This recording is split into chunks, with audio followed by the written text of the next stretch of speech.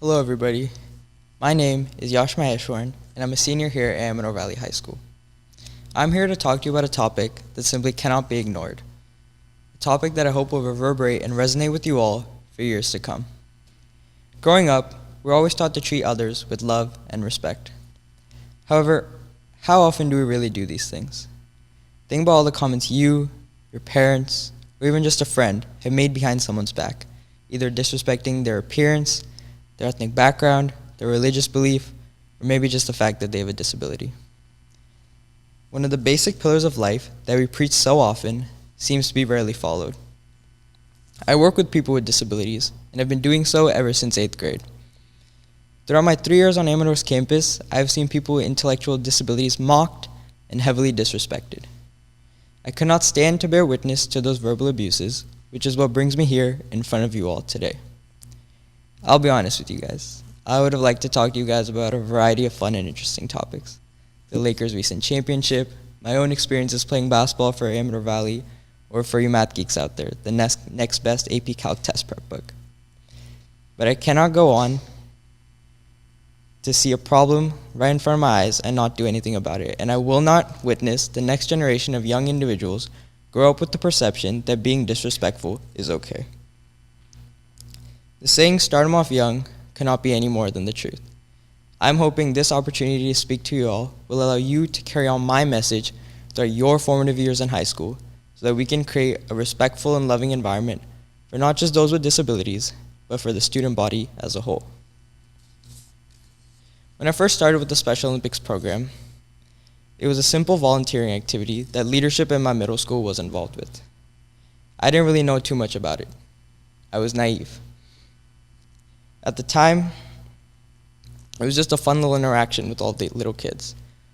But the event that furthered my involvement with the program occurred right here on Amador Valley's football field. I remember that day very vividly. There was a young girl with an intellectual disability, and she loved to play sports. As King Nugent once said, abled does not mean enabled, and disabled does not mean less abled. The little girl didn't know she was looked at differently. She wasn't aware of the long gazes and the pointing fingers. However, her guardian was well aware of how people perceived her little girl, and it was evident that it was hurtful and burrowed a deep hole in her heart. Her guardian was baffled by the way I was interacting with her daughter, and she broke down in front of me. She looked at me, teary-eyed, and said, and I quote, "No one has ever been so kind to my daughter." That's when I knew I had to do more.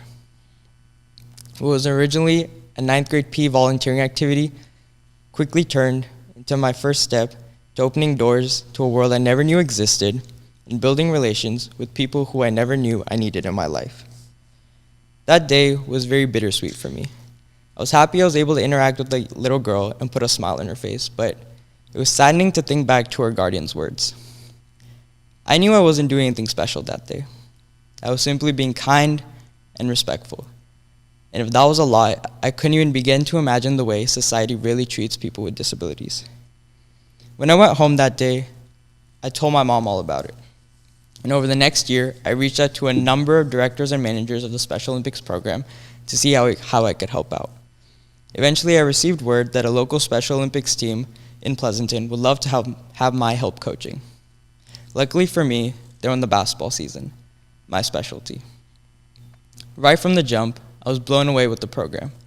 The energy, the attitude, and just the spirit of all the Special Olympians was vibrant. I bonded with many of the Special Olympians who range from ages 11 to 65, and I learned that they're truly like everyone else. They have their own fights, they have their own good times, they have their own relationships, and at the end of the day, they're human beings just like the rest of us. I stand here today to share with you the approaches that have worked for me when interacting with those with disabilities. It's quite simple, really. Treat a person with a disability the same way you treat a friend or a peer. Address them with kindness, respect, and maturity. Furthermore, if you're dealing with an adult with a disability, don't feel as if you need to dumb down your words or baby them. Speak to them as a regular adult should be spoken to. If you're unsure on how to interact with someone with a disability, just ask. If they want your help, help them out, If not, just let them be and respect their space and personal opinions. In my opinion, one of the most important things is to have patience. If someone with a disability is speaking to you, be attentive and hear them out. You never know when you could learn a thing or two.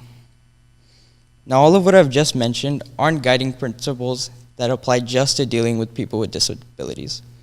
There are principles that can be applied and should be applied when interacting with all human beings. At the end of the day, we all deserve to be treated with love, respect, and kindness.